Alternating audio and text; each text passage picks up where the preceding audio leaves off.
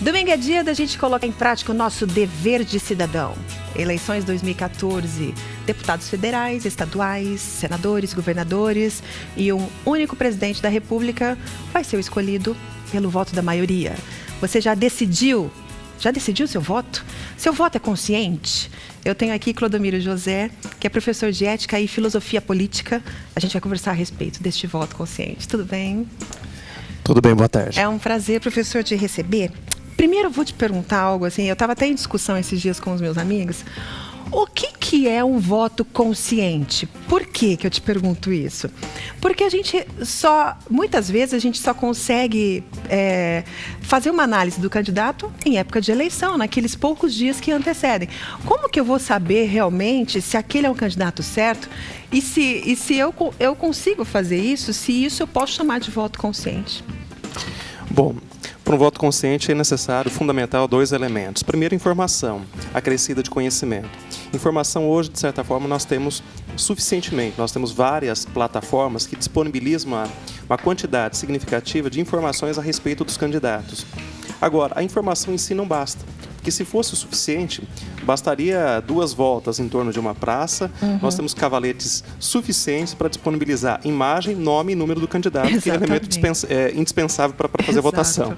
O importante é agregar essas informações com o conhecimento.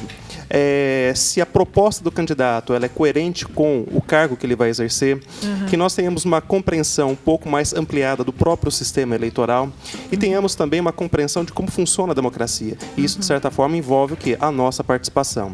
Então, de certa forma, o voto consciente, ele deve o quê? Ele deve transcender o período eleitoral. Porque, de certa forma, o nosso voto, esse voto que nós vamos depositar na urna no domingo, esse voto, ele encerra o ciclo do processo eleitoral, o processo de escolha. Mas o processo democrático, ele se estende nos próximos anos. Pois é, professor Clodomiro, ontem eu estava conversando com uma amiga minha e eu falei assim, você já escolheu deputado estadual, federal? Já. Aí eu perguntei quem? Ela falou assim, o fulano de tal. Eu falei, mas por que o fulano de tal? É porque eu estudei com ele. Quando eu era jovem, eu estudei com ele. Eu falei, mas será que isso é voto consciente? Porque estudou com ele? Assim, é muito difícil, eu acho que de repente a população também investigar a vida do político, parar para assistir o horário eleitoral, né? E daí tirar a sua conclusão. Exatamente. A democracia, ela exige um pouco de disposição de tempo da nossa parte, ou seja, ela envolve também uma participação nossa. Sem a nossa participação, o sistema político ele acaba girando em falso. E é essa sensação que nós temos agora no período eleitoral, ou seja, uma sensação de que a política em si ela não nos representa. E isso ficou marcado nas manifestações de junho do ano passado. Verdade. Esse é um aspecto interessante, por quê? Porque essas eleições, elas possuem como pano de fundo as manifestações do ano passado, que foram manifestações que trouxeram para a sociedade, do modo geral, o seguinte dizer, nós estamos descontentes, nós não estamos sendo representados de forma adequada. E por este motivo, muita gente vai votar em branco e vai votar em nulo. Qual que é a tua opinião a respeito? Veja, eu acredito que essa não é a melhor saída. Por quê? Se nós perguntarmos aqui para o telespectador, o que é mais difícil? Nós que já tivemos várias experiências amorosas. É mais difícil você conquistar o seu amor ou a manutenção da conquista desse amor? Eu creio que o mais difícil é a manutenção da conquista do amor. É verdade. Então nós tivemos uma geração que nos antecederam, que lutaram pelo direito do voto. E hoje nós temos uma geração, a nossa geração, ela tem a obrigação da manutenção dessa conquista. E não só a manutenção, o aprofundamento dessa conquista. Então, desvalorizar esse instrumento importante de mudança social, eu acho que não é o melhor caminho. E muitas vezes também, né, eu acho que o telespectador, as pessoas, no modo geral, elas acabam vendo os debates políticos, acabam se decepcionando ainda mais, porque é briga, é ofensa, e é candidato falando muito do passado, do outro, e falando de um futuro que todos prometem e muitas vezes não cumprem. Esse descrédito mesmo que a população tem com relação à política, isso faz com que o eleitor ele tenha essa conduta de não querer votar em alguém e por rebeldia também, talvez, votar em branco, votar nulo. É mais ou menos o seguinte, né, Lu? O eleitor pergunta, por que eu sou obrigado a escolher e me obrigam a escolher de forma consciente alguém que eu não escolhi para estar ali? Pois é. É mais ou menos isso. Adorei. Então isso significa o quê? Significa uma dissociação do sistema político com a sociedade. E quando essa dissociação ocorre, é mais ou menos nós não participarmos definitivamente da organização, por exemplo, de um menu a ser servido. A gente só aparece para montar o nosso prato, mas não sabemos quem organizou esse menu. Nós, como cidadãos, como eleitores, nós temos que, de fato, participar desse menu, definir esse menu. Porque, do contrário, a nossa escolha vai ser restrita a, muitas vezes, escolher cavaletes. Pois é. Vai chegar a última hora os indecisos. E aí, você vai votar em quem? Lá? Tá lá na urna. Vai votar em quem? Fala aí o número, fala. E daí vota. Isso não é nada consciente. Não é nada consciente e também é um prejuízo para a democracia. Você acha justo a forma como é escolhido o presidente, o governador, o senador?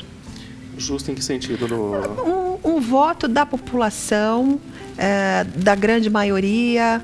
Não sei, esses dias a gente entrou, essa democracia toda, né? Esses dias a gente entrou num debate, reuniãozinha de amigos, uns falando, eu não acho justo a forma como é eleito o presidente da República, ou um governador, um senador, o voto da maioria faz com que ele seja presidente. Qual que é a tua opinião? Veja, o voto majoritário é o elemento fundamental da democracia. Agora, a democracia, por outro lado, ela não pode respaldar tudo na decisão da maioria. Por quê? Pois é. A decisão da maioria, necessariamente, ela deve respeitar direitos de minoria. É esse o elemento fundamental que mescla a maturidade da democracia. Né? Agora, se o voto majoritário já é problemático, como você diz, se você pega, por exemplo, o voto para deputado estadual e federal, ele não é majoritário, ele é proporcional. Então, nós corremos o risco, por exemplo, de você votar num candidato X que apenas vai concorrer para... aliás, o voto do candidato X apenas ajuda a eleger o deputado Y, que você nem conhece e Pois tão é. menos é da sua região.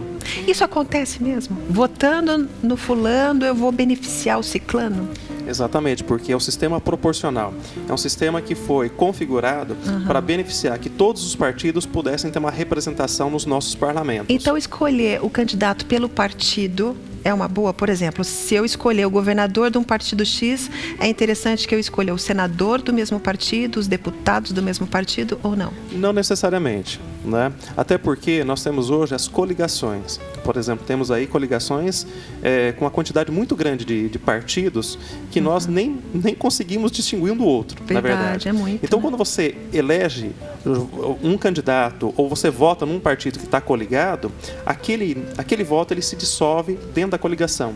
Então, você pode votar, por exemplo, no partido X que está coligado com o Y e o teu voto do partido X elege um deputado Y, do partido Mas Y. isso é justo, Clodomiro?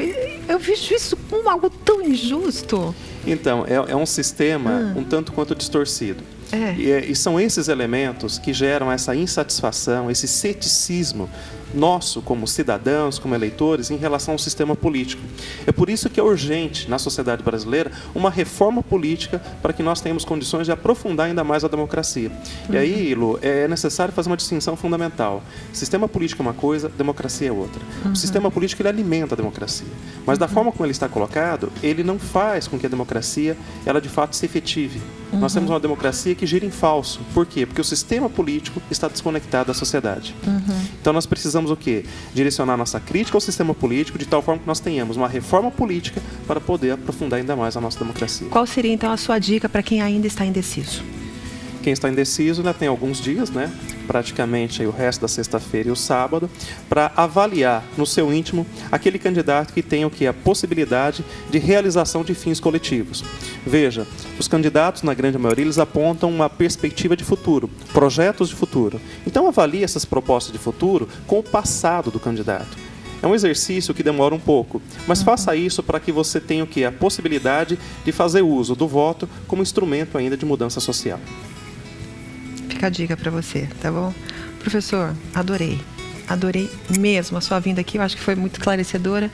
Ainda mais que a gente está a menos de 2 dias do nosso futuro. né? A gente tem que pensar muito bem aí quem é que a gente vai colocar no poder. Tem até uma frase que diz, né? Quer conhecer uma pessoa, dê poder a ela. Então, de repente, né, aqueles que já estiveram uma vez no poder, avaliar realmente, como o professor Clodomiro falou, avaliar o passado dessa pessoa. Acho que é interessante para a gente ver o que é que ela fez lá atrás, se ela pode continuar fazendo lá no futuro, não é mesmo? Com certeza. Obrigada, com certeza. viu, querido? Obrigada.